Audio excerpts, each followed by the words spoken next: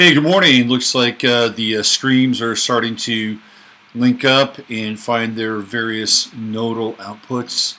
This is Robert Phoenix, and I'm broadcasting to you live from Fredericksburg, Texas. I'm wearing my Clean Water Fred shirt. This is our t-shirt for our anti-fluoride initiative here in Texas. And I'll talk a little bit about that today. As soon as all the various streaming technologies find themselves linked together, all together now. Let's see. Let me go over to the YouTube side because that usually takes the longest. There we go. I see my face, and I see that there are a grand total of 12 people watching. Hey, hi Darcy. Things are pretty good. Things are pretty good. You're seeing now the delayed effect. This is like time travel. What's going on, Ian? Nice to see you. Good morning.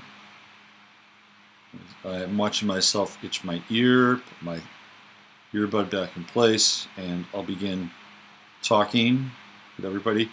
I just wanted to welcome some of the new people that have decided to subscribe to the channel, subscribe to the stream. It's been great seeing a little bit of growth happen over the last week or so, and I think I'm up around 670 people subscribing to this channel.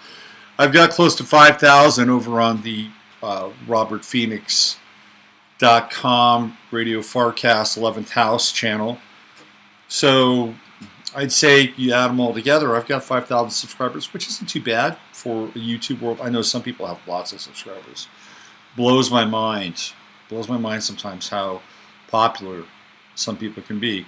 And sometimes it blows my mind in the sense that, well,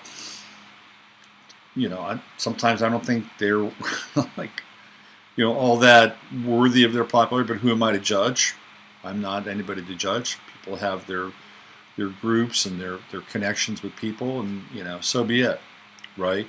And there are some people who I think are kind of woefully sort of underrepresented. I'll tell you a blog, a YouTube channel that I think is really underrated, and it's the BB blog, and it's my friend BB from LA, and she does a really good job, just a really good job. She's got a great sense of aesthetics. She comes out of the Hollywood sort of TV movie background, and you can tell because she has a real artistic flair about her. She has some really interesting subject matter, and she's really smart. So that's a blog. It's a YouTube channel that could probably get a few more pops and views, in my opinion. And then there are a lot of other people, not a lot, but there are people who are like really popular who probably should be even more popular, but because of what YouTube does with its suppression, they don't get as many views. I want to say this about YouTube versus Twitter. I have a 15 Minutes of Flame Twitter page. I've posted maybe 2 times there, and they were just links to shows. And I haven't been to, because I'm not really that into Twitter. I mean, Twitter is, in this world of demarcation and specialization and segmentation, Twitter seems to become the liberal the liberal zone, the liberal world. It feels that way to me, and so I don't really do a lot of Twitter. I don't really tweet. I used to, but it felt like, why? It's just such an instant, it's an IG, it's an instant gratification thing. And I think Twitter promotes a type of aggression that is not always really, I think, productive. Anyway, I went to my 15 Minutes of Flame Twitter page, and my account had been suspended. I've had maybe 2 links on that page to shows, and my account's been suspended. And it's like, what? And therein lies the difference between Twitter and YouTube. For now, as I stream across these multiple platforms, it's It's fine. YouTube pretty much leaves me alone. I don't. It's interesting. There are channels that YouTube will leave up, like Owen Benjamin's channel. They've demonetized them, but they leave them alone. That's good. I'm glad. I'm glad they left them alone. They leave them alone. I think we're in the realm of the competition of ideas, or at least it would appear to be so on the surface. And I think it's important that people get to share their ideas and share their thoughts and do it in a way that is meaningful, at least to them, and let the people decide, let people figure it out. What everybody's freaked out about is this rise of nationalism or hate or anti-Semitism, and frankly, I'm just not seeing it. What I'm seeing is basically a concerted effort to keep a group of people in a box so that they don't wake up, and so they don't have the ability to say, hey, look, everybody else is getting this special, wonderful kid glove treatment. Why can't we? Why don't we get it? Why aren't we part of the discussion? We thought that this was about diversity and inclusivity. It's about diversity and inclusivity only if you not include and are not as diverse as letting a particular group in which case it defeats the meaning and purpose of diversity and inclusivity, as far as I'm concerned. So I want to talk a little bit, and just a quick notice. Everybody's like into Game of Thrones. Game of Thrones. I think I've watched 3 or 4 episodes a long time ago, maybe season 2 or something like that. So I'm not like up to speed on who's going to sit in the Iron Throne and all that shit.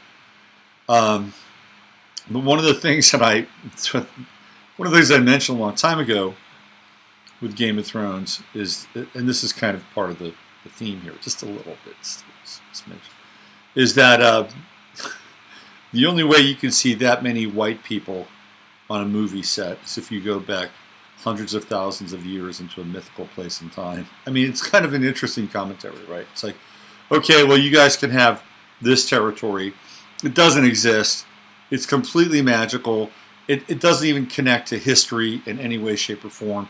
It's kind of this alternative layer and this alternative lore, and but you can have that. You can get out there, and it's not a big deal, right? So hundreds of thousands of years ago, in a land that never really existed, that's where a group of people are allowed to congregate. A certain group of people from the north, right, are allowed to congregate. It's an interesting commentary. But it's surely sparked a lot of enthusiasm and passion, mostly because, from my understanding of Game of Thrones, is that it's basically a kind of a study in psychopathology and sociopathology.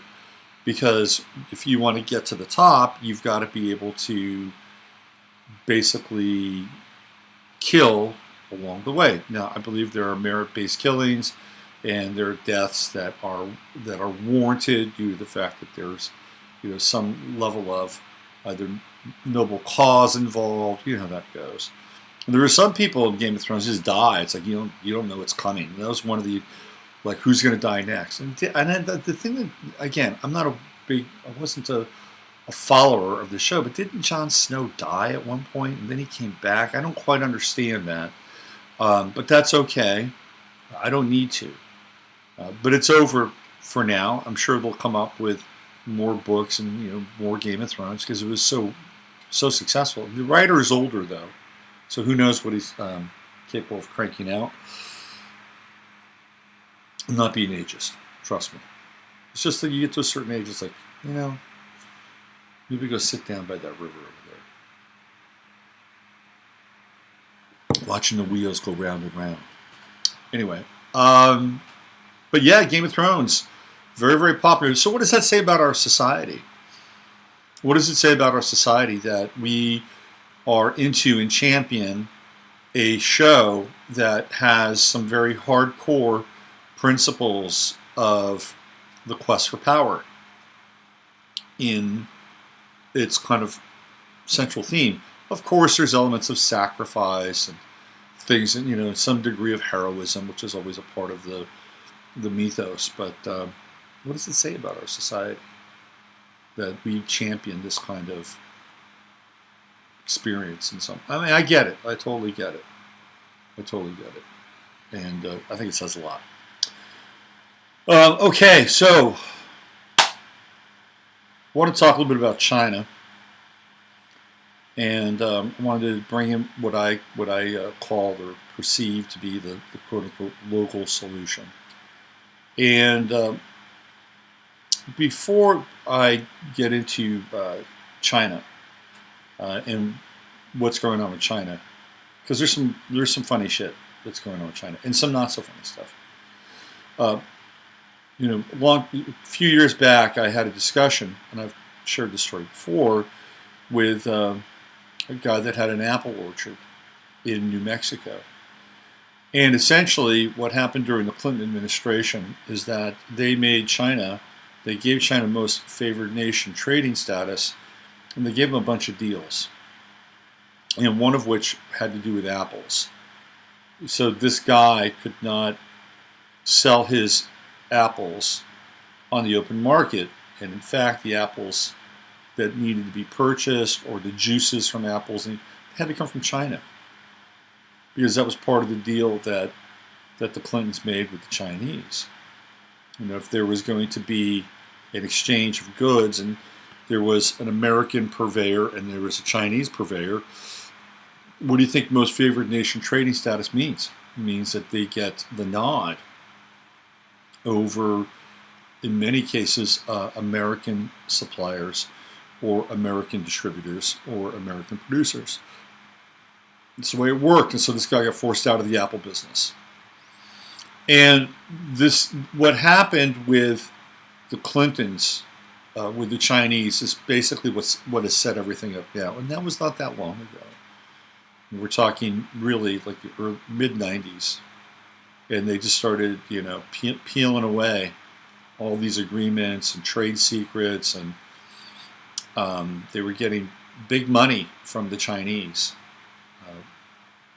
to some extent for the government, but also funneled back through the Clintons. Check out a guy by the name, I think his name is Jack Ma, and his relationship with Hillary Clinton and the Chinese and a bunch of other people. I mean, it's, the Clintons are just another crime syndicate family.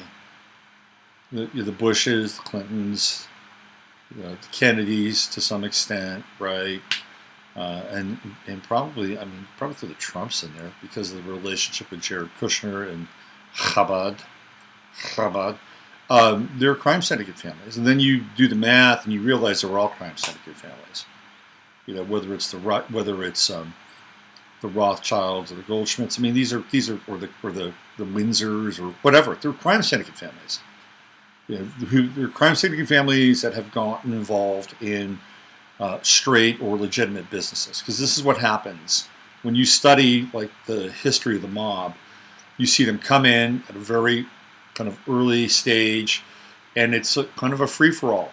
And they're doing everything they can to survive, make money, cut deals, go outside the law, and that's what happens.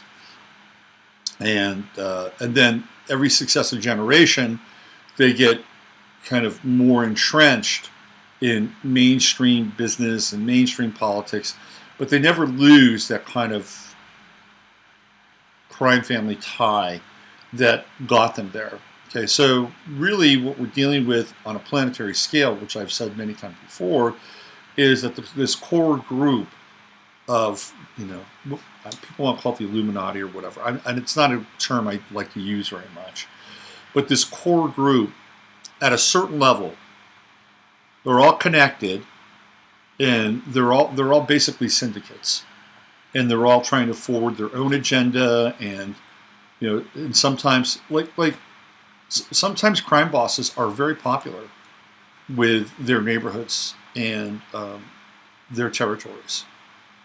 Sometimes it can be very, very popular. Pablo Escobar was wildly popular with the Colombian people. Pablo Escobar was in competition with the Colombian government because he was doing things for the people that the Colombian government did not do.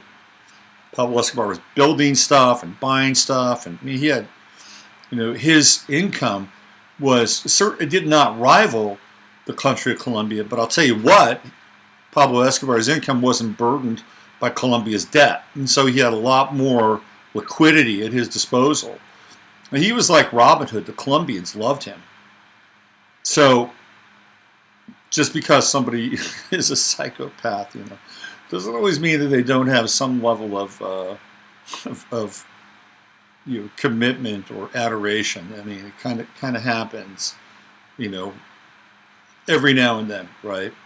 So this is what we're dealing with at kind of a global level. And so the Clintons basically made side deals with another crime syndicate, which is the Chinese government, right? This is give me 1 second here. So this is kind of what we're dealing with. And they made all the side deals, most favored nation trading status. But now what they're trying to do is they're trying to untangle all this stuff, right?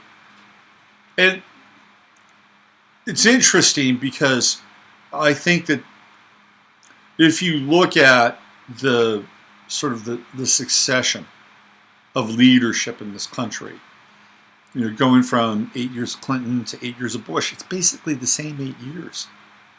There's a different appellation after their name, right? One's a Democrat and one's a Republican, but they're the same. They're part of the same family, two crime families, interlock, and basically forwarding each other's interests. And even in the first term of the Obama administration, Hillary Clinton was embedded. It was part of the deal. You got to take Hillary in here. This is part of the deal. So even for those 2 years, I think the last term of Obama, and even as Hillary was transitioning out, like that last term of Obama was really pretty much Obama. But we had, that's 8 and 8, and let's roughly say about 11 years worth of this forwarding this agenda with China, which really began probably even further back with Bush 1. So 4, 8, 12, about 15 years. 15 years, half a generation. And Obama was not going to go in and hack China. That wasn't happening. And in fact, there is programming that was beginning to cast China as this benevolent and benign world power that would eclipse the power of the United States. And the film that really captures this is this movie called The Arrival. And at the end of the film, it is the Chinese and not the Americans who wind up being sort of this global superpower. And there has to be a nod to China at the end of this movie towards that end. So that was just kind of one version or one model. So this idea that China would become the new kind of ruling force or dominant force around the planet was being inserted during that time.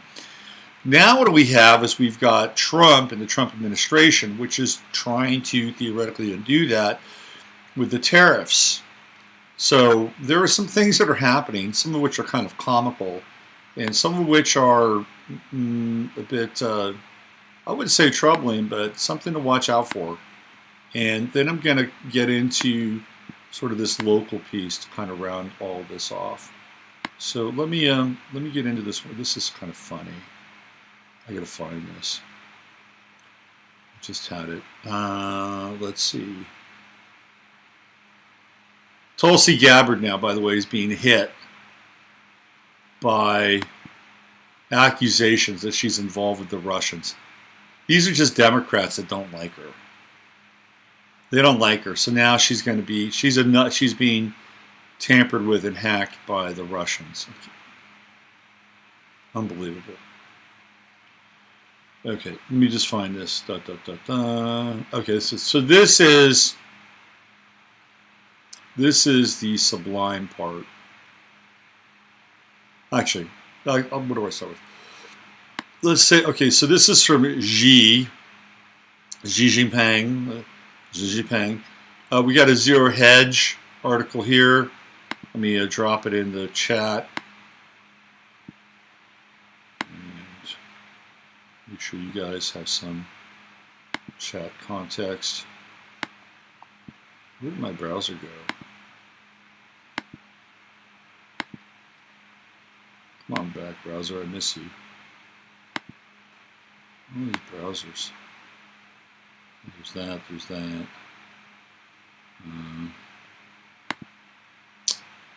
For some reason, I lost my... Oh, there you go. There we are. Okay. All right. It's called Political Ponerology, according to Ewan Caglen. So there's the zero hedge. Hi, Shari. Good morning. We like brutality. Some people do. Some people like brutality. Some people don't. Let's see. Let's drop in here. What does Solara say? Solara's pretty sharp. What does she have to say? No, I said that was from yesterday. Let me drop this in here. I think it's from yesterday. Yes, we're going to get into the Fredericksburg water report. Okay, there you go. I dropped the zero hedge piece. Let me just read this. Xi sends Trump a message. A rare earth export ban is coming. Okay, what is the rare earth? What are rare earth minerals? Rare earth minerals are the minerals that basically compose elements inside of your cell phone. And they come out of Africa, and they come out of places like the Congo, which is where the Chinese have invested a huge amount of money in infrastructure to extract those elements. I'll read this to you here.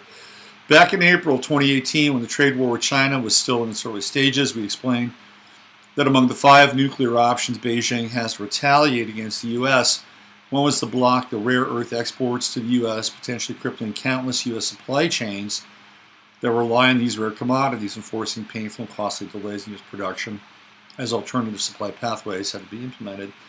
As a result, for many months, China watchers expected Beijing to respond to Trump's tariff hikes by blocking the exports of one or more rare earths. Although, fast forwarding 1 year later, this still hasn't happened. But that doesn't mean it won't happen. And overnight, President Xi Jinping's visit to rare earths facility fueled speculation that the strategic materials will soon be weaponized in China's tit-for-tat war with the U.S. As Bloomberg reported overnight, shares in JL Mag Rare Earth surged by the daily limit on Monday after Xinhua said the Chinese president had stopped by the company in Jiangxi, a scripted move designed to telegraph what China would do next. The reason for the dramatic response is that the presidential visit flags policy priorities, and rare earths have featured in the escalating trade spat between the U.S. and China. Specifically, as Bloomberg notes, China raised tariffs to 25% to 10% on American imports, while the U.S. excluded rare earths from its own list of prospective tariffs on roughly $300 billion worth of Chinese goods to be targeted in the next wave of measures. And just in case the White House missed the message, Xi was accompanied on the trip to JL Mag by Liu He, the vice premier, who has led the Chinese side in trade negotiations. So, what does that mean? Well, it means that we're probably going to have to come up with something different to fuel our insatiable desire and quest for technology, or perhaps even re-examine our relationship with technology in general. That could be the case here. Now, that's potentially troubling on an economic front, not necessarily because of the products, but for the people that are involved in not necessarily the manufacturing of the products, because for the most part that doesn't happen here, right? Those products are actually manufactured in the same place that's going to put the ban on the rare earth minerals, i.e. China, for the most part, right? So, but it's going to be around the sales, distribution, and marketing of those products. And so that could be a hit to that sector. But this is America. We're Americans, and we have ingenuity. And I think maybe it's time to move beyond these kind of rare earth mineral ghettos that have been sprung up in parts of Central Africa and create something different. Create a different technology. Whoa, how about that? You don't think we're capable of it? You don't think humanity isn't capable of creating different technology, replacing a certain metal or mineral or an element? Of course we are. Of course we are. Just, go at it, figure it out, find out. And I think that there are other solutions out there. So, this could be a time of innovation. Sometimes it's really interesting. I talked about this story before. I saw this Chef's Table. It's a great series on HBO. I don't have HBO anymore. A great series on HBO. It's all these chefs from all around the world. And one of them was a chef from Russia. And as soon as the United States put, their sanctions on Russia, you know what the Russian government did? They basically sent out an edict that all American products had to be destroyed. They had to be destroyed. If there was any American, like food product or imported American product had to do with the creation, production, cooking of food, they destroyed it. And what happened is that there was a time where it was a bit fallow. But because I think by and large as humans, we tend to be clever and industrious, we want to get something done, we figure it out. So what happened was that now the Russians, who had been kind of dependent in a lot of ways on these exported goods or imported goods, they started to look around and say, well, what do we have? What do we have, that we can cook up? And so there was this kind of new version of Russian cuisine that began to take shape. It became very creative. And it only happened because something disrupted their relationship with the thing that they had come to depend on. And out of that, the severing of that dependence, something new and creative emerged. And I think that sometimes severing dependences can actually be a good thing. It can be a good thing. Even if it makes you uncomfortable for a while, it can be a good thing. You don't want to be ruled by anything. And at that point, they were like, we don't want to be ruled by this sense of, loss, or that this country has dominion over us. We're gonna claim our own kind of sovereign experience here, and that teaches the people something too, by the way, of that country. So perhaps, if there is a rare earth mineral ban, it might not be a bad thing. It might spur a different kind of innovation. Maybe the price and technology goes up. Maybe it's not as easy for you to just rubber stamp your new cell phone or to rubber stamp your new computer. Maybe it would be helpful for you to keep your old cell phone for a while until the 5G gods say that you've got to change it over. So it may not be a bad thing. Don't freak out. Don't freak out. Now, what you do have to freak out about, and this is really serious stuff, I'm telling you, this is really serious stuff. What you do have to freak out about is, hold on, let me find this, is something that is perhaps even more potentially devastating. This is again from Zero Hedge. Beijing demands giant pandas loaned to San Diego Zoo be returned immediately.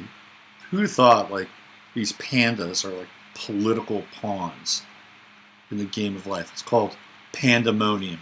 Get it? So now the Chinese want their pandas back. Those lovable, adorable, bamboo munching, kind of slothful pandas. Not just any pandas, the giant pandas. Want them back. Doesn't anybody take the pandas' feelings into consideration here? Maybe the pandas have bonded with their trainers in San Diego. I wonder what would happen if they get returned to China. What will happen to those pandas? Do you think that they'll be basically examined, questioned. What did you learn about being in the zoo in America? And have they acquired a taste for American bamboo? That's the other thing. Poor pandas. So what does China have of ours that we can take back? It's kind of childish, isn't it, in some ways? But hey, look, that's where it's at now. Well, that's apparently.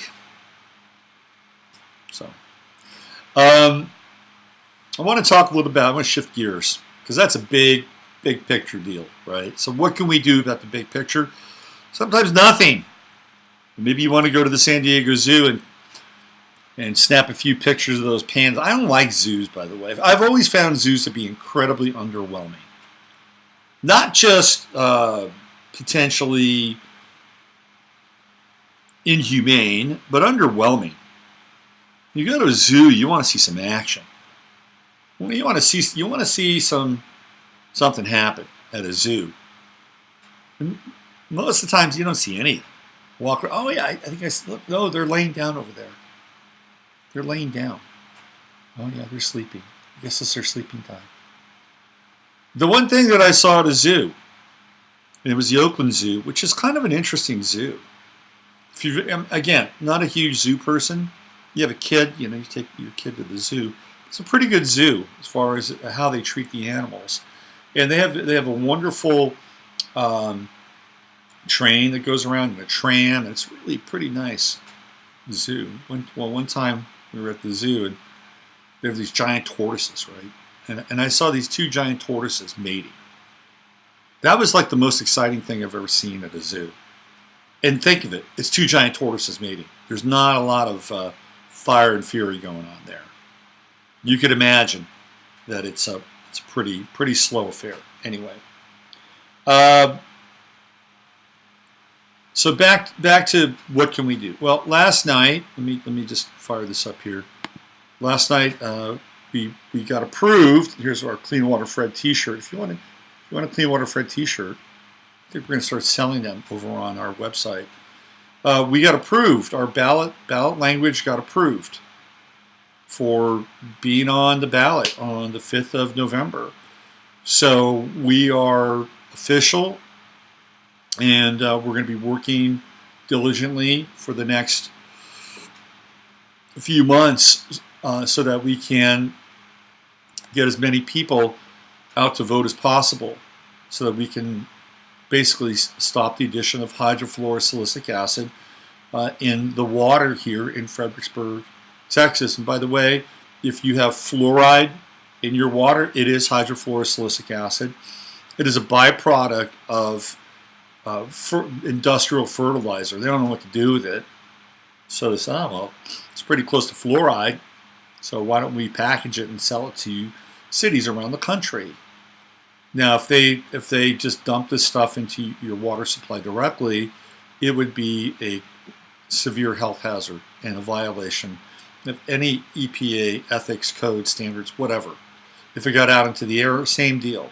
But if they parse it out a little at a time, well, now supposedly it's supposed to help your teeth, okay, which is just patently false. And whether it's Fredericksburg or whether it's Fargo, we're being medicated without our consent. Medicaid without our consent. And this is what we're involved in here. And now we're on the ballot. And, there tends to be a lot of cynicism around politics, both at a kind of a national and a global level. And there's kind of a trickle down. There's a trickle down sort of cynicism that gets into city politics. And sometimes it's warranted because of some of the bullshit that cities and counties will pull. But I experienced two things last night that were, for me, very heartening. Number one, we got our language approved of, and our charter amendment agreed upon, and a special election set. That's pretty cool. I mean, that is pretty cool. Think about that for a moment. I don't know. You could not do that in China. You couldn't do that in China. You couldn't sit down in some province in China and get together and say, hey, we want to get this fluoride out of our water. It's turning us It's in mindless zombies and slaves. Let's see what we can do on a local. You think you could do that in China? The answer is no. No. Ain't happening.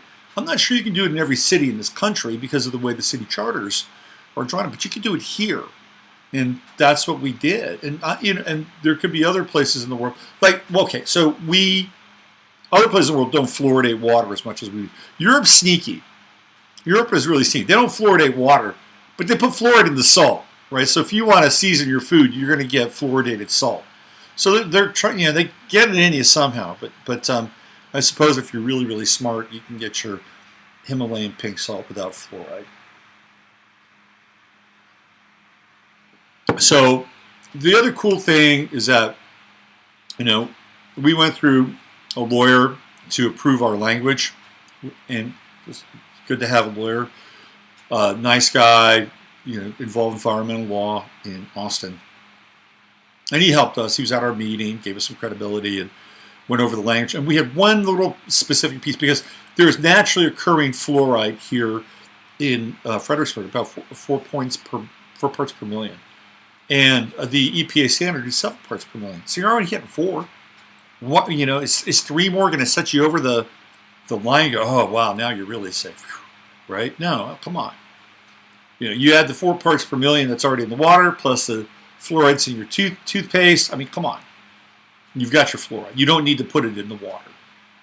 And there's this whole kind of bizarre mindset that that there are people who are disadvantaged and aren't as privileged, and they need the fluoride so that their teeth are better. Whatever.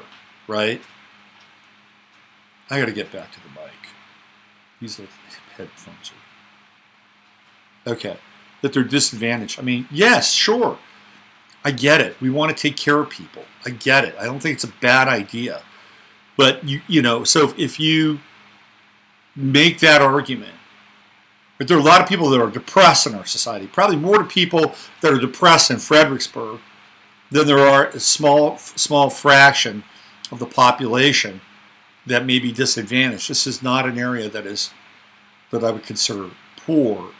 There are people who maybe have to work 2 or 3 jobs, but I wouldn't necessarily call it poor. So if there are depressed people, are we going to put lithium in the water or Prozac in the water because we want to medicate them? I mean, it's just a slippery slope when you go down that path to set the argument. Anyway, we have language that we inserted at the final moment, put it in there, basically saying it's not to remove the naturally occurring fluoride. We don't want any gray area where it looks like, oh, well, they're going to have to get a machine and process the water and strip the water. No, we just don't want this other stuff added. So the city worked with us on the language. It was great. Got it passed last night. So the 5th of November is the day that we go to vote on this. But the other thing that was really interesting, and it gave me some real hope, and I think a lot of people say politics is bullshit, and I would tend to agree with that. But on a local level, like, politics can be very real and can affect your life in a very direct fashion. I'll give you an example. Last night, there was a proposal to turn a mid-century modern house into a historical monument. All right. Now, apparently, there's a big push in this town to flip a lot of houses and turn them into historical monuments, and for a very specific reason. And one of the families who was part of a house that was being flipped decided to push back. And it's a nice house, right? It's mid-century modern, and but is it historical? No. So there are criterion for what it means to have a historical monument. And according to this woman, there were, out of 10 of the criterion, the house had 8. It was a historical family. It had been here for a long time. The guy served in World War II. founded a bank. The bank was designed by the same person who designed the house, et cetera, et cetera, et cetera. Now, the family that bought the house, young family, they bought it a year and a half ago. And the house had been on the market for 2 years. Nobody touched it. It had been vacant for 10 years. And during that 12-year period, not one person decided that they were going to designate this a historical monument. But as soon as they got in, the guy who was the husband filled out something with the city about demolition. And I think you have to, it was like something you have to put in there, meaning that they would probably wind up, knocking down a wall or something like that. And that would be considered demolition. It's not demolishing the house. It's not demolishing the property. But when you go to remove like a wall or something, I think you have to fill that in. So that immediately, that word demolition immediately triggered this historical society to run in and go designate it a historical monument. So it wasn't on the radar until this guy wanted to do something to it. And then once your house is designated a historical monument, it is a game changer. You can't really do anything to that house without running your plans through the historical society. You don't own your house anymore. And this historical society is gaining a lot of power in this town because they, quote unquote, want to preserve the flavor and the German character of this city. So this family went up and they were very prepared. And they had a report done by a group that is a consultative group when it comes to designating what a historical monument is. They had that report done. They had a bunch of stuff. I mean, it was really, they handed it out to the city. I mean, it was, part of the record. And the woman, the wife, the husband-wife team, she was the one that was kind of leading the charge, and she was very good, smart, really smart person. She's the head of radiology at the hospital over here.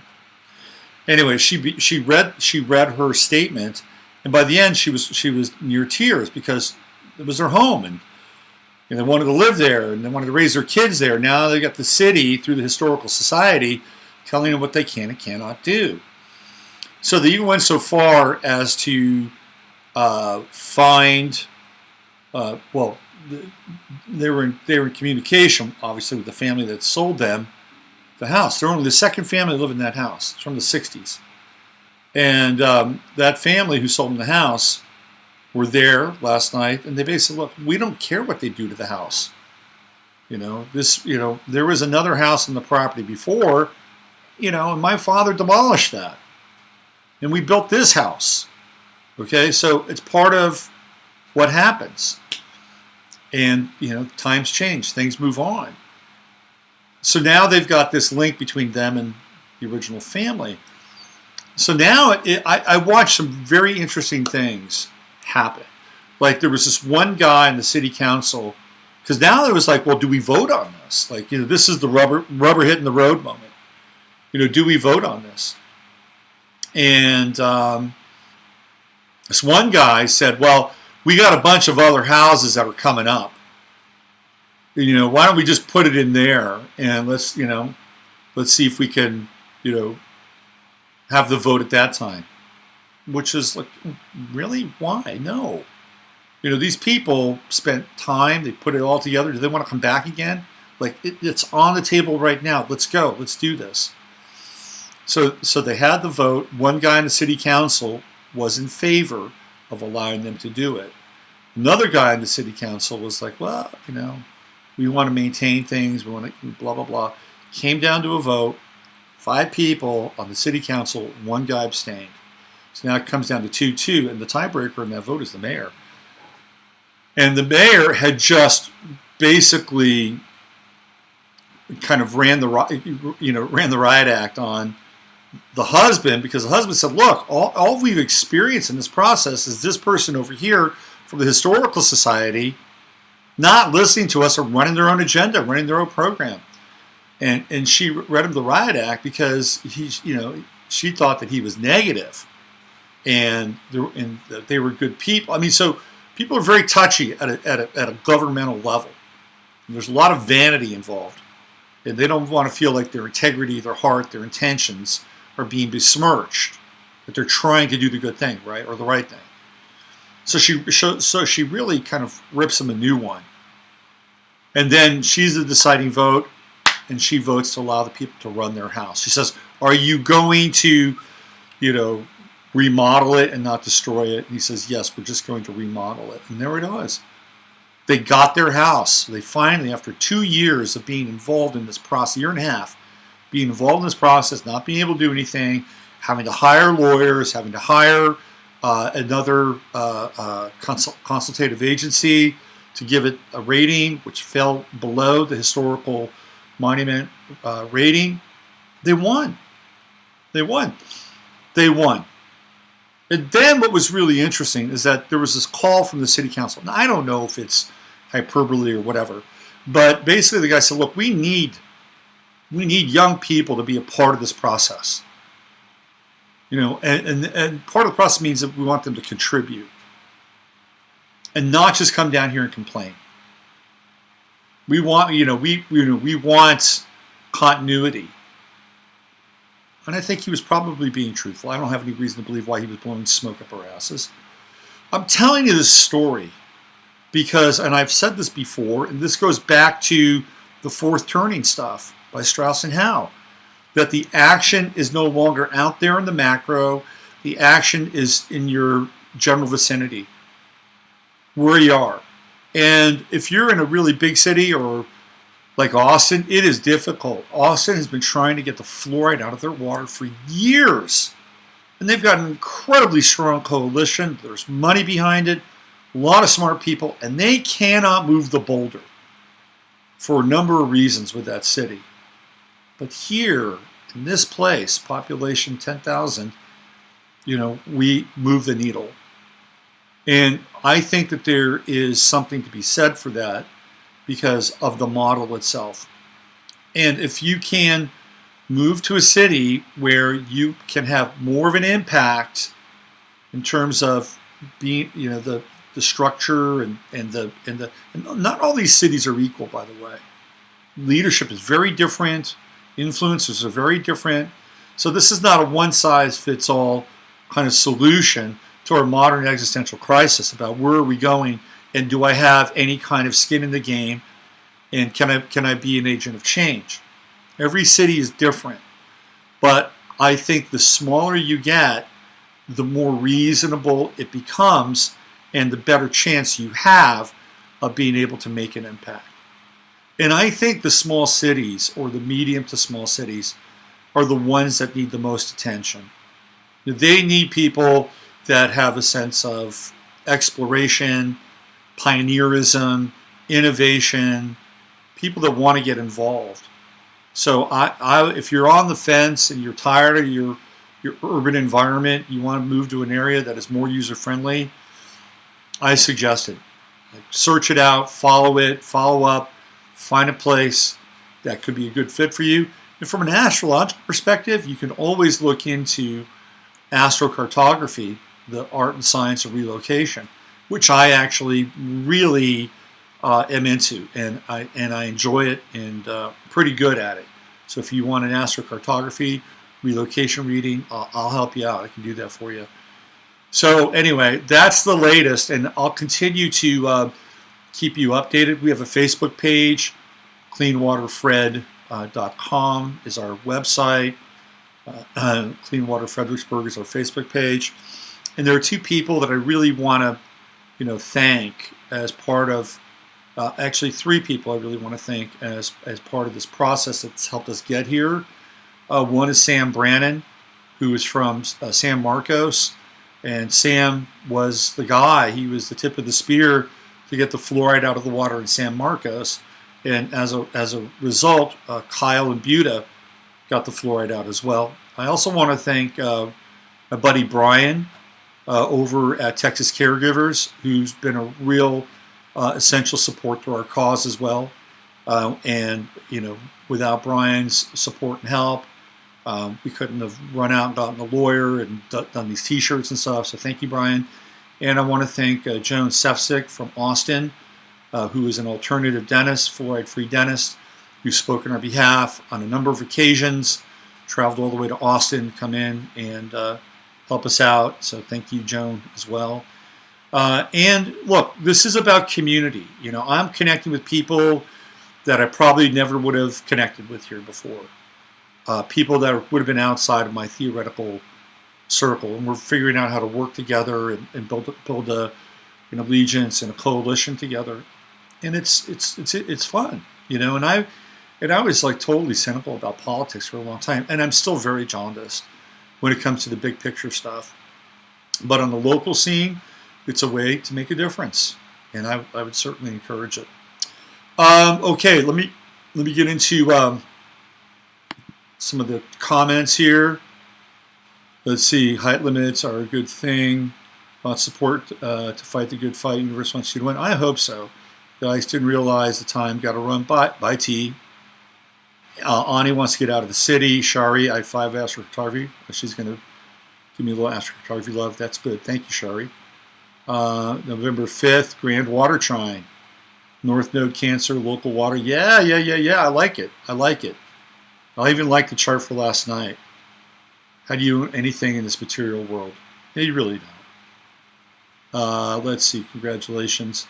But as far as the house goes, at the very least, they get to do what they want. They don't have to go through another gate, right? That's it. Mammy zone administrators are indoctrinated. Agenda 21, Agenda 23. That's right. Don't like the East Coast. It's all yours. Okay, let me go back over to the other realm. Let me see what's going on over there. Amazing accomplishment. Hey, I just want to say all the people that have chimed in and pitched in. This is definitely a group and team effort.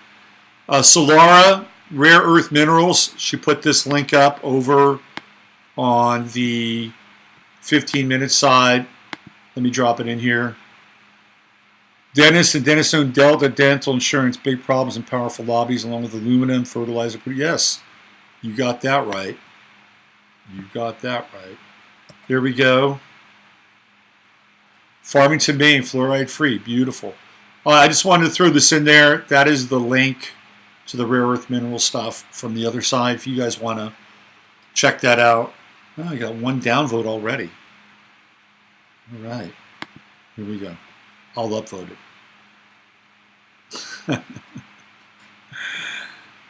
I just canceled out your downvote. Anyway. Alrighty. I think I'm going to get out of here. I'm going to try to get out without the abrupt ending.